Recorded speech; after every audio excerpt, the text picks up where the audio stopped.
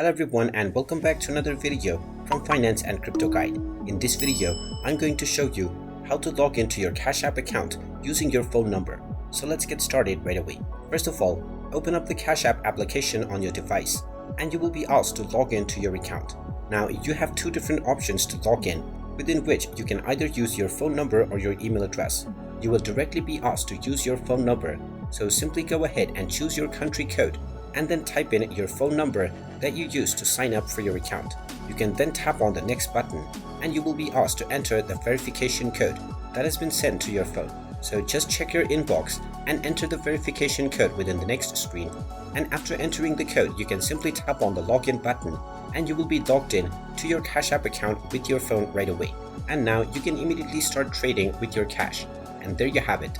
That is how easy it is to log into your Cash App account using your phone. If you find this video helpful, make sure you hit that like button and subscribe to our channel if you haven't done so already. Also ring that notification bell to never miss another update from us. Thank you for watching and I will see you again in the next video.